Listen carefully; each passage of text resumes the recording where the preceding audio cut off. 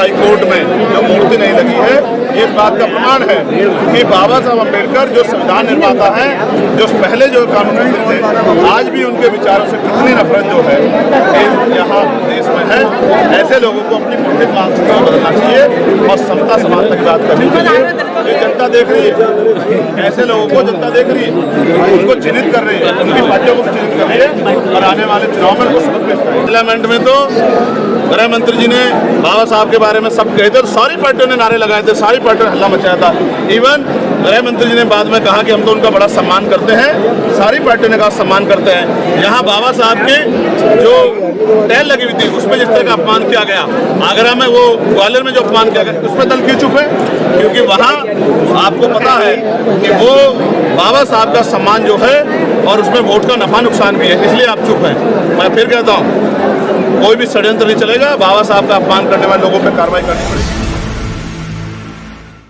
Gwalior high court में जो मूर्ति नहीं लगी है, ये इस बात का प्रमाण है कि बाबा साहब अम्बेडकर जो संविधान निर्माता हैं, जो पहले जो कानून थे, आज भी उनके विचारों से कितनी नफरत जो है यहाँ देश में है। ऐसे लोगों को अपनी मूर्तिक मानसिकता बदलना चाहिए और समता समानता की बात करनी चाहिए। ये जनता देख रही है, ऐसे लोगों को जनता देख रही है, उनको चिन्हित कर रही है, उनकी पार्टियों को चिन्हित कर रही है और आने वाले चुनाव में उनको सबक मिलता है। हाँ, ये इस प्रदेश की फैल कानून व्यवस्था है, डूबती कानून व्यवस्था है, लटकती कानून व्यवस्था। इसी के लिए तो भारत रुक रही है, इसी के लिए तो जुल्म हो रहा है, गरीबों बहन बेटियों पर रेप हो रहा है, हत्या हो रही है और सरकार के नेता और मुख्यमंत्री चैन से बढ़ के सो रहे हैं। इससे बड़ी नालायकी क्या हो? बहुजन समाज पार्टी आजाद समाज पार्टी की बढ़ती लोकप्रियता को लेकर बहुत चिंतित है, इसके बारे में क्या नहीं, उनको चिंता करने की जरूरत नहीं है। ये एक आंदोलन है, उनके रुके हुए काम को आगे बढ़ाने का हम लोग काम करेंगे। बहन जी हमारी बड़ी नेता है, हम उनको सम्मान करते हैं, लेकिन समाज को मरने के लिए नहीं छोड़ा जाता। पिछले 13 साल में ना नौकरी मिली, ना रोजगार मिला और जुल्म हुए, जाते हुई बरातें तक रुकनाएगी, तो अपने लोगों को मरने के लिए नहीं छोड़ा जाता। इसलिए SC ST OBC और मुस्लिम भाईचारा, सिख भाईचारा, जैन भाईचारा, ईसाई भाईचारा, सबको साथ लेकर चलने का काम आजाद समाज जी। कल आगरा के अंदर एक अस्पताल के अंदर बाबा साहब की प्रतिमा लगाई गई, इसका खुलासा ये है कि भीम आर्मी के कार्यकर्ताओं ने उस प्रतिमा को लगा करके साजिश रची है। ये झूठ है, सरासर झूठ है। जब ये पुलिस पे और सरकार दबाव डालती है तो वो इस तरह की बातें करते हैं। उनके पास कोई प्रूफ हो तो सार्वजनिक करें।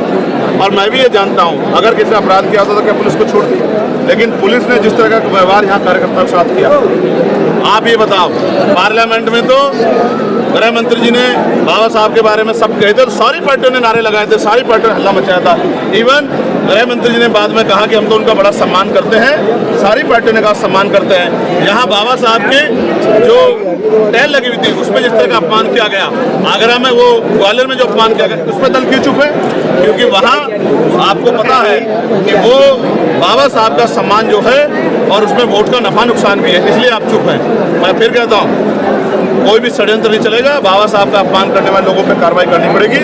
और जिन पुलिसकर्मियों ने इन गरीब कमजोरों की आवाज़ पे लाते चलाने का, थप्पड़ चलाने का काम किया, उन पर कार्रवाई करनी पड़ेगी, वरना बहुत जल्द यहाँ नहीं करेंगे, आगरा में, लखनऊ में एक बड़ा प्रदर्शन करके सरकार को घेरने का काम करें। आने दीजिए, विधानसभा जब सत्र चलेगा तब हम बताएंगे इस आत्मसम्मान की लड़ाई कैसे लड़ी जाती है, गरीबों के किसानों की लड़ाई कैसे लड़ी जाती है। मैं भारतीय सेना के जिंदाबाद के नारे इसलिए लगा रहा हूँ कि भारतीय सेना ही है जिसकी वजह से हम लोग चैन से बढ़ते हैं। अखिलेश यादव PDA की बात करते हैं, PDA बड़ा मुद्दा है उत्तर प्रदेश में। ये करनी चाहिए, लोकतंत्र है, सबको अपनी बात रखने का अधिकार है। हम कमजोर वर्गों का नारा जो बहुजन समाज के लिए है, SC ST OBC और माइनॉरिटी के लोगों के लिए है, जो पिछले 40-45 साल से हमारे महापुरुषों ने संघर्ष करके जो भाईचारे के बीच तैयार किए हैं, उन्हीं को मजबूत करने का काम हम लोग कर रहे हैं।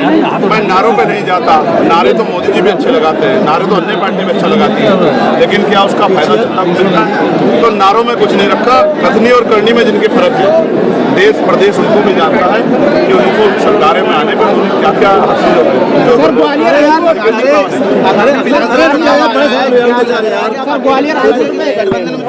अभी त्रिस्तरीय पंचायत चुनाव में आप देख लेना, आजाद समाज पार्टी उत्तर प्रदेश का सबसे बड़ा दल के सामने आएगा। शेखर जी, अखिलेश यादव क्योंकि भीम आर्मी आजाद समाज पार्टी के साथियों ने, ये तो लोग चुनाव में निकलते हैं 24 घंटे 7 दिन समाज की सेवा के लिए, बहन बेटियों के सम्मान के लिए, नौजवानों किसानों के रोजगार और उनके समस्याओं के हल के लिए लगातार का विश्वास आजाद समाज पार्टी के साथ बढ़ रहा है।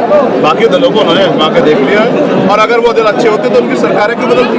आप सोचो, जिनकी सरकारें बदली हैं तो जनता ने तो बदला, इसलिए तो बदला कि उन्होंने अच्छा काम नहीं किया, उनको कहीं को मौका देते, तो अब वो आजाद समाज पार्टी को मौका देंगे और धीरे धीरे ये जनाधार बहुत तेजी से बढ़ रहा है। सर ग्वालियर लगातार अखिलेश यादव बार बार दलितों के उत्पीड़न और अत्याचार पर बात करते हैं, क्या वाकई में दलितों के हितैषी हैं? ये तो आप उनसे जाकर पूछो कि हमें अपनी ताकत 2027 में बनानी है, ये बात आपके कानों में हर समय बोलनी चाहिए, और 2-3 नारे आपको मेरे साथ लगाने हैं।